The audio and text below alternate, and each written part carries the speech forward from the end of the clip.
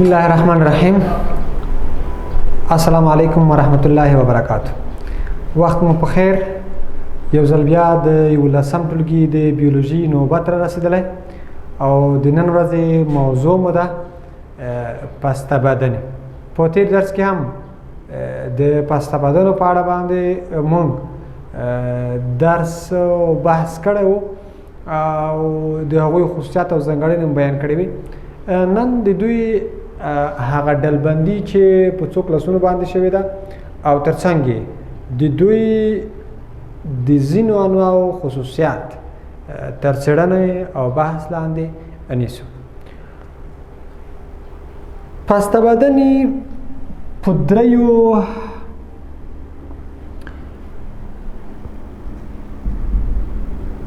پسته بدنې چې دي هغه په دریو کلاسونو یا ټولګیو باندې ویشل شوي دي. ګیسټروپودا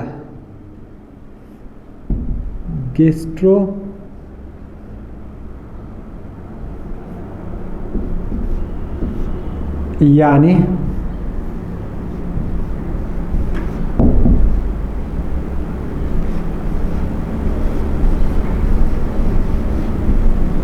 یوه ډله یو کلاس د یو ټولګی د پسته بدنو هغه ګیسټروپودا ده.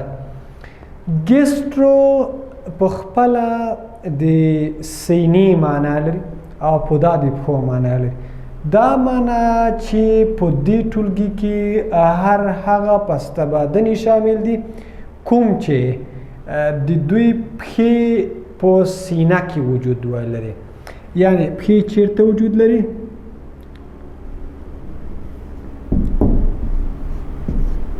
سینه کې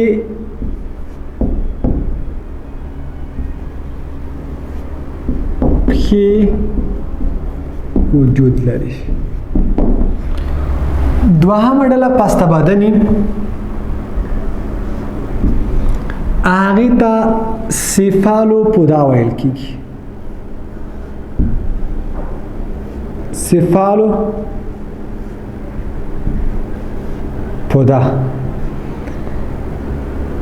یعنی سیپالو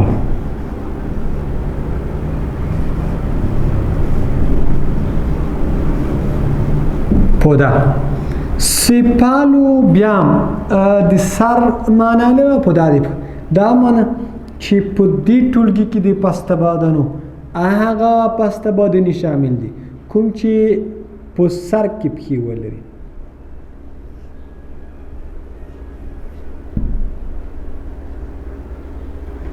پښې چیرته وجود ولري؟ په سر کې پښې ولري. دریم ټولګی د پسته بدنو د پایلم د پسته بدنو د پایلم دریم ټولګی چې دی پولیسیپودا.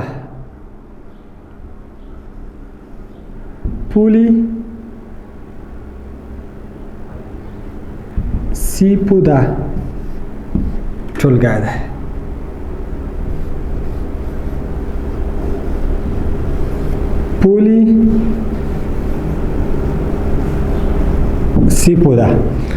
پولیسیپودا عبارت د هغه ټولګي څخه دی چې سر ونه لري. دې ټولګي ته د بېسارانو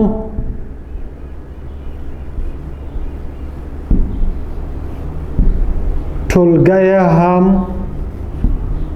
ویل کېږي.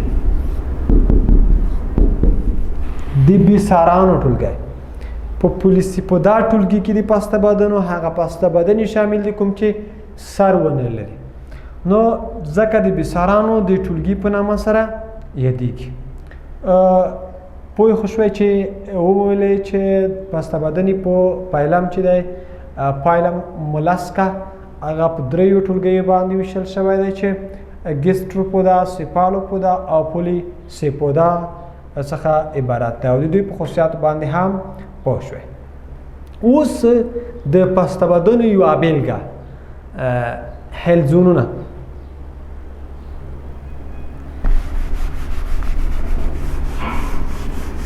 تشریح کوو چې حلزون چې د پسته بدن له ډلې څخه دی کوم خصوصیات لري چیرته استوګنه لري حلزون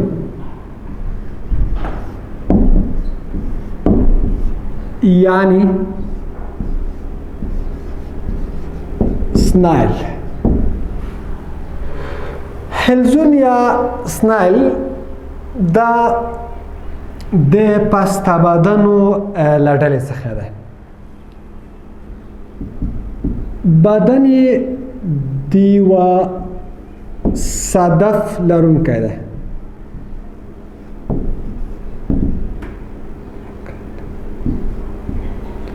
دا معنی چې د دغې حلزون بدن د یوه داسې پوښ په وسیله باندې چې ورته صدف ویل کېږي پوښل شوی دی چې دغه صدف یې د کلسیم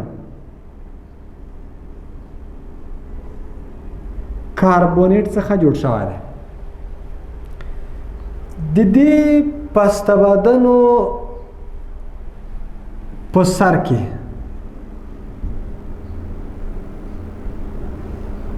دوه جوړې ښکارونه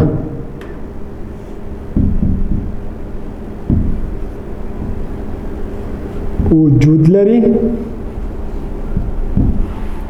د دې پسته بدنو په سر کې دوه جوړې ښکارونه وجود لري چې دوه ښکارونه یې اوږده او دوه ښکارونه یې هغه لنډ دي یوه جوړه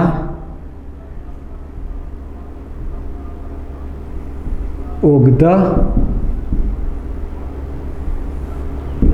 ښکارونه لري یوه جوړه یې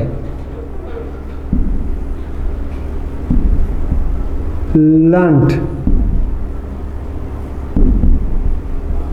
ښکارونه لري د اوږدو ښکارونو په سر کې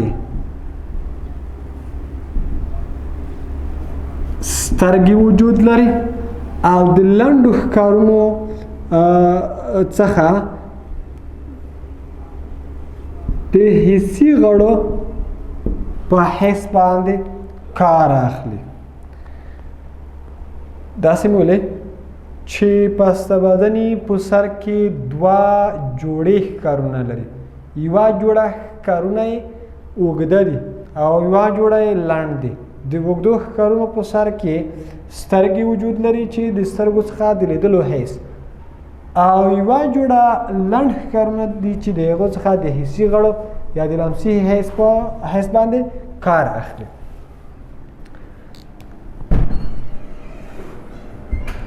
په خوله کې آرې ته ورته جوړښت لري په خوله کې آرې ته ورته جوړښت لري چې څه نومیږي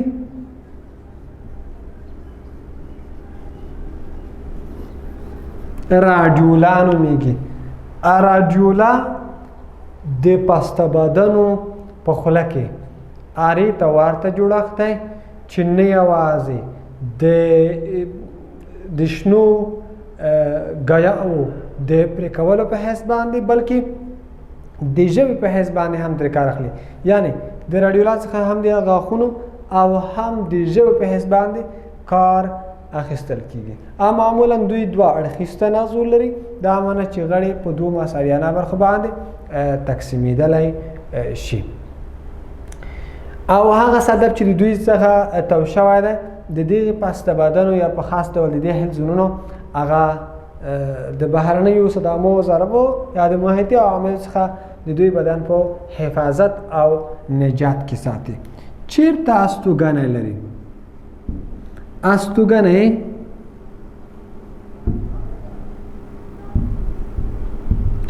استوګنه په معمولا په شنو ځایونو کې ده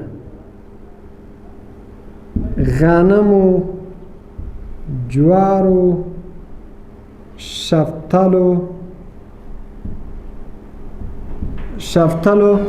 او نورو شنو ځایونو کې استوګنه لري اوسېږي. دا د دوی هغه د اوسېدو ځایونه دي. نو بالاخره هلزونونه مونږ وپېژندل چې د پسته بدن له جملې څخه دي، دې لپاره چې بدن نرم او پوست دی د یوه صدف په وسیله باندې پوښل شوي چې د هغې په وسیله باندې د بهرنیو عواملو څخه ساتل کېږي او دغه صدف یې معمولا د کلسیم کاربونیټ څخه جوړ شوی دی او دوه جوړې ښکرونه لري چې دوه یې اوږده او دوه یې لنډ دي. د اوږدو ښکرونو په سر کې سترګې دي د لیدلو حس په حس باندې تر کار اخلي او دوه لنډ ښکرونو څخه د حسي غړو په حس باندې کار اخلي. هرې ته ورته ژبه لري او همدا ډول سره چې راډیولا نومیږي هم د غاښونه هم د ژبې په حس باندې کار اخلي. استوګنه یې غنمو، جوارو، شفتلو او نورو شنو ځایونو کې د دوی استوګنه ده. هیله مو دا ده چې د حلزون په باندې پوهېدلی وای. حلزونونه بیا په ډېرو برخو باندې یا ډېر ډولونه لري چې یو ډول یې سلګ یا غوږۍ ده چې بهرنی قشر نه لري او یو ډول چې دی هغه بیا بهرنی پوټکی لري. نو دا و د حلزون درس.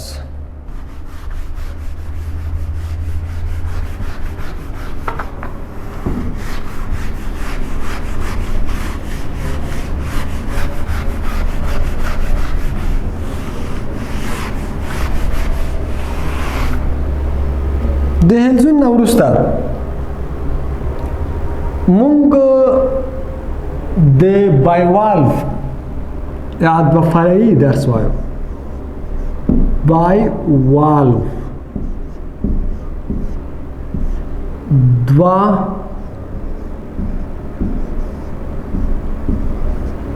پلایي یا دوه کفایي ورته ویل کېږي. بایوالف دا هم د پسته بدنو له ډلې څخه دی. د دغې پسته بدنو څخه هم داسې یو پوښ تاو شوی دی چې هغه پوښ دوه اطراف لري. هغه صدف هغه پوښ چې دوه پلایي پوښلی دی دا په دوه اطراف باندې ویشل کېږي یا دوه اطراف لري یا دوه پلونه لري. نو ځکه ورته د دوه فلایي یا بایوالو کلمه استعمالیږي. د دغې حلزونونو او د دغې دوه فلایي حیواناتو سرونه نشته، نو ځکه د پولي سپودا په ټولګي کې هم شاملېږي. د دې ترڅنګ د دغې دوه پلایي صدف له دریو برخو څخه متشکل دی. یو بهرنی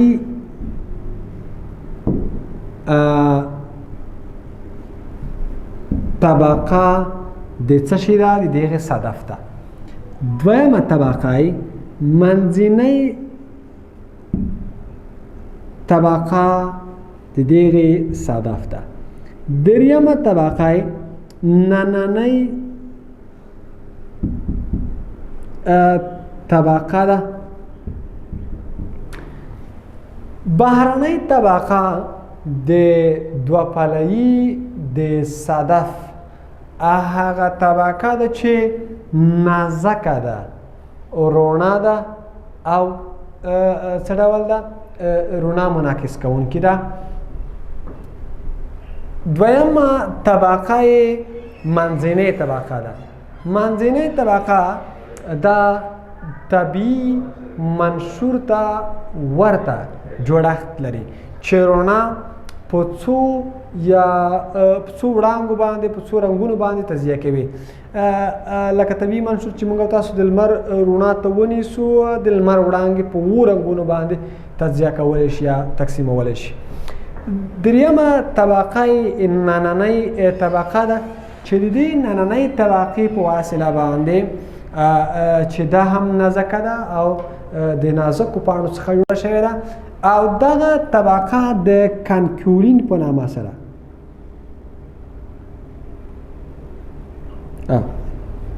کانکیولین کانکیولین